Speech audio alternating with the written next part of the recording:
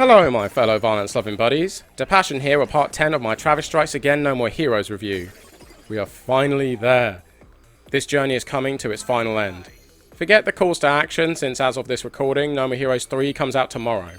Our new mission to stop the CIA from using the death drive AAA for evil means is now obtained. With our beam katana equipped, let's go behind enemy lines via the death drive Mark II. CIA. After entering through a corrupted deathball, we made it! We 3D printed ourselves into the real world. We battle our way through the CIA base to reach the death drive AAA, the OG device that, if it activates, could end the fucking world. Travis is treated to corridors aplenty, blue static that obscures the screen, and arcade machines which feature some Hotline Miami characters. We are put on the side mission to find blessing coins and a fellow associate of the Hotline Miami crew. I clearly do not know anything about Hotline Miami other than before TSA's development, Suda51 saw the gameplay and was inspired to take Travis in a similar direction.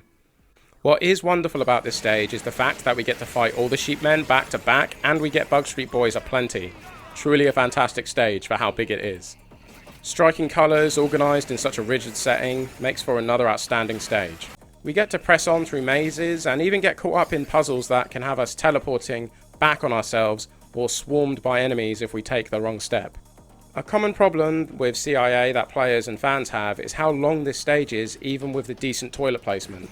I agree, a lengthy one, but it's the last stage for a good reason. Final boss and all that jazz. Speaking of which, we come face to face with White Sheepman, aka Dr. Juvenile. Travis is unwilling to fight her, but sometimes we gotta cut down those who have just gone too far.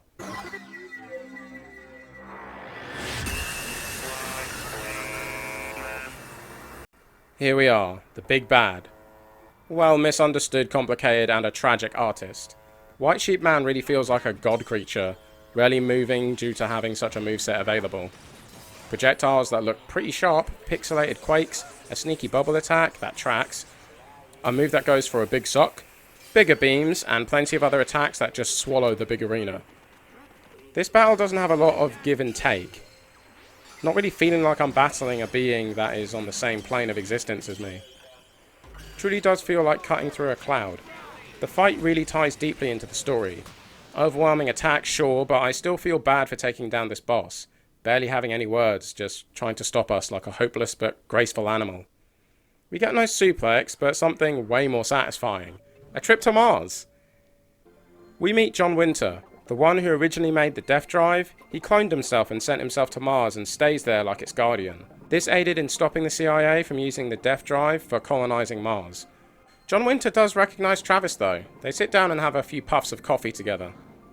Being in such a place with such a perspective and pixel art style is really comforting. A pretty simple lifestyle shown with simple graphics. I always find myself at peace during this scene, and when Travis's Mars clone is killed, only way to return home if you got there via the Death Drive AAA, I find myself only a little surprised. The conversation keeps going with the beheaded Travis anyway, so truly placed for laughs. We are given Star Wars-like credits and return to the trailer. When Travis reflects on what happened, it turns out that he has been talking to Jean this entire time. She asks if Travis brought anything special back from Mars, and Travis hands it to her. We don't know what he gives her, but she seems to like it, so better than nothing. Oh hey Shinobu, what's going on? Once we go over and chat to our seasoned assassin, the credits start to roll. With voiceover only, Shinobu invites us back to Santa Destroy. Travis tells Bad Girl to stop barking, and Badman tries to beat some respect into Travis. They have a little brawl and Jean tells them, "Shut up, I can't sleep." Side note, if we could have Chris Zimmerman Salter come back to voice Jean in No More Heroes 3 as DLC, that would be amazing. Unless, of course, Jean having a more robust voice in 3 is acknowledged by the characters enough to be vital for the story. We are treated to the song I respect and love the most, Come to Me.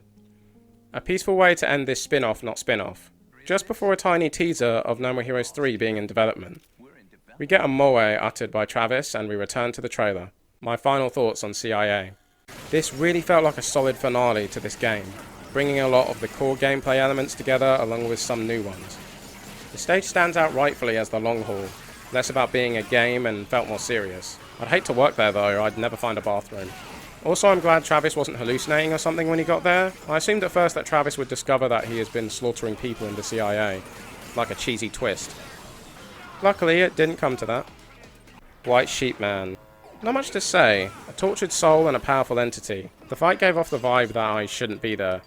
We had no back and forth with Dr. Juvenile before we got to fighting. Like a slow embrace or something. I'm really stumped on how to describe this.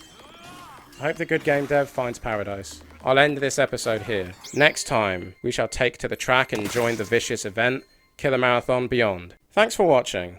I'll admit a rushed video series, but if you want to, show your support by liking, commenting, subbing, along with giving that bell a tap. Thanks so much in advance. But until then, this has been DePassion. See you on the next journey. Take care.